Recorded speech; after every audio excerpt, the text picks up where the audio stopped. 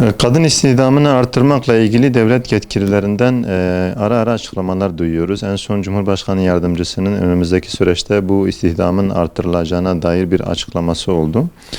Kadın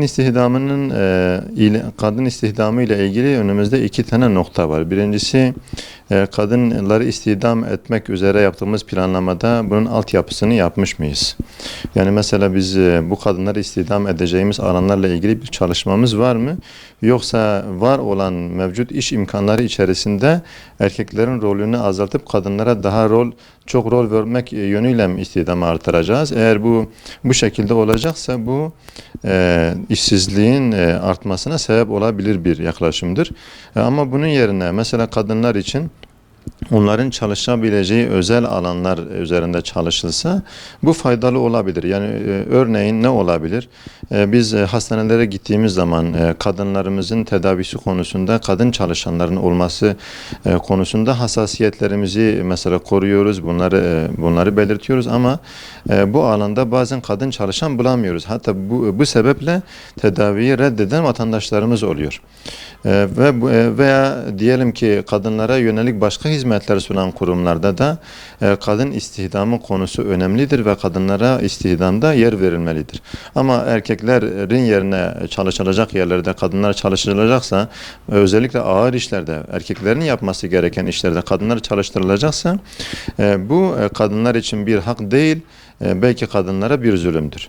Yani birçok yerde görüyoruz. Temizlik konusuna bakıyoruz. Erkekler çalışacağına kadınlar çalıştırılıyor. Aynı evin erkeği o sırada belki kahvede oyun oynuyor. Bunun yerine erkek işini yapsa, dışarıda çalışsa, kadın evdeki çocuklarının terbiyesi ve bakımı ile ilgilense toplum açısından daha faydalı olur. Yine bir diğer nokta da kadın istihdamının bize getireceği artı ve eksiler.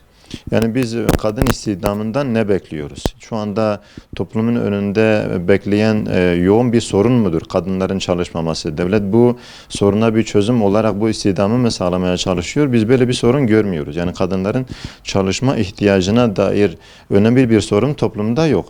Şu anda daha çok sorun erkeklerin iş bulamaması konusunda bir sıkıntı var. O açıdan devletin var olan sorunlara çözüm bulmakla ilgili çalışması gerekiyor. Olmayan bir sorunun ile ilgili çalışma yapmaya gerek yok. Bir diğeri şu anda ülkenin yani doğum oranları ile ilgili bir sıkıntısı var.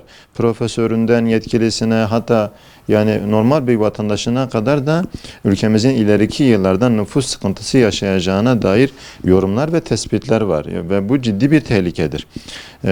Bu açıdan bakıldığı zaman da kadın istihdamı doğum oranlarını da olumsuz etkilediğini herkes görüyor. Yani herkes bunun farkındadır. Çünkü kadınlar çalışacağı zaman doğum süreci, ondan sonra bebeğe bakım süreci, çocuğun büyüme süreci, bunlar onun işini olumsuz etkiliyor.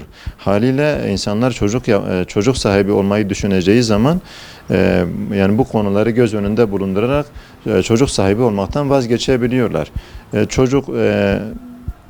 Kreş destekleri sunuluyor, ek maddi destekleri sunuyor ama buna rağmen hani bir çocuğun anne şefkatinden uzak desteklerle alabileceği herhangi bir şefkat, bir eğitim anne şefkati gibi olamaz. Bu ileride büyüyecek çocukların psikolojileri üzerinde de olumsuz etkileri olacak. Yani gerek toplumsal duyarlılık, gerek şefkat, merhamet noktasında bu eksikliği biz korkarız ki çok yaşayacağız.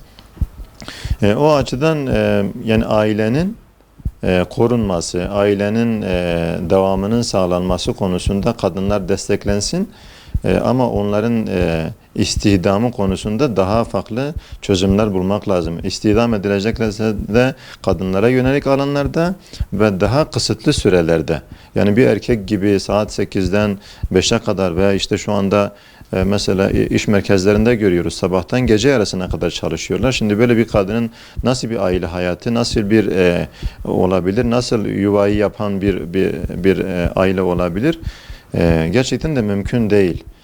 toplumumuzun kodlarına uygun çözümler bulmak lazım. Bizim toplum ne kadar biz yüzümüzü batıya çevirsek bile ailede herkesin dağıtılmış rolleri, görevleri var.